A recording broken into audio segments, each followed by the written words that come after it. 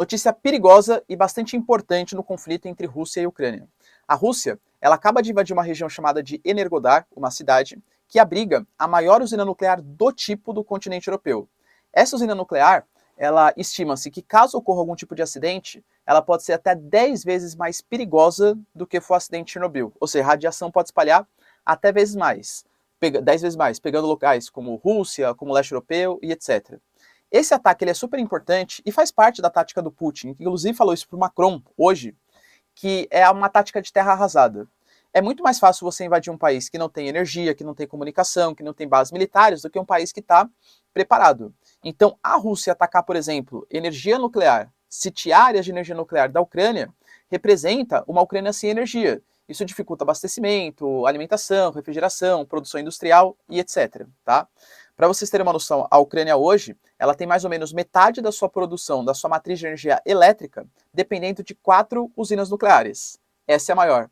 Olha o comprometimento. E claro, a Rússia pode utilizar também isso para fazer uma espécie de terrorismo nuclear. Ou seja, você vai consolidar, você vai favorecer os meus pedidos aqui, vai reconhecer que a Crimeia pertence à Rússia, vai se desmilitarizar, vai prometer nunca entrar para a OTAN? Não vai? Ah, então beleza, então eu domino essas regiões e não sei se eu vou cuidar bem dessas usinas, com a possibilidade, inclusive, de um acidente. A gente chama isso de terrorismo nuclear.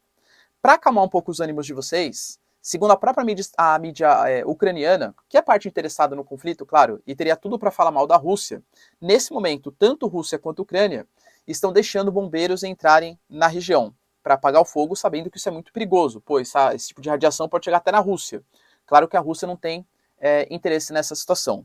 Mas a Ucrânia, percebendo o perigo da situação, já tinha pedido para a OTAN para fechar o espaço aéreo da Ucrânia. A OTAN negou, falando que um possível conflito entre caça russo e caça da OTAN poderia colocar o mundo numa terceira guerra mundial, mas agora está pressionando a AEA, a Agência Internacional de Energia Atômica. Essa agência, ela vistoria as atividades nucleares pelo mundo.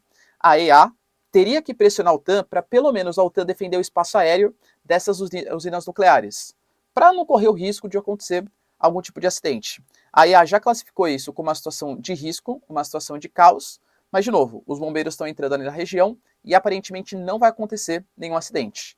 Lembrando que isso parece parte também de uma tática dos russos. Não dá para esquecer que a Rússia dominou sim a região de Chernobyl, segundo relatos da mídia ucraniana. Está mantendo ali reféns, fazendo pressão psicológica, são 7 dias já praticamente de ocupação, e os níveis de radiação na região vem aumentando em relação ao que acontecia nos últimos anos. Ou seja, esse ataque ele parece muito mais uma espécie de poderio geopolítico de dominar a energia da Ucrânia do que propriamente uma tentativa da Rússia de fazer algum tipo de, enfim, né, explosão nuclear, porque não faria nem sentido, já que seria 10 vezes maior do que foi o acidente de Chernobyl. Tudo bem, galera? Deu para entender a situação? O que está rolando? Obviamente, o prefeito de Energodar está extremamente preocupado, convocou a população para sair às ruas, pegar em armas e combater os blindados russos. Olha o que é a globalização, hein?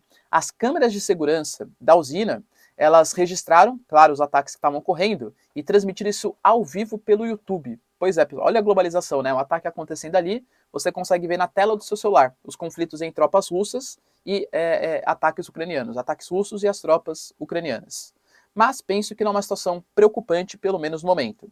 Se a Rússia não deixar fazer mais intervenções, segurança, manutenção, é claro que isso pode virar um perigo, não só para a Europa, no primeiro momento para a Europa, mas para o mundo inteiro, né? Porque seria, claro, precedente para aí sim um ataque da OTAN frente à Rússia. Beleza, galera? Deu para entender essa situação? Se vocês curtirem, então, ó, já deixa seu like, se inscreve no canal. Tamo junto, beijos, abraços e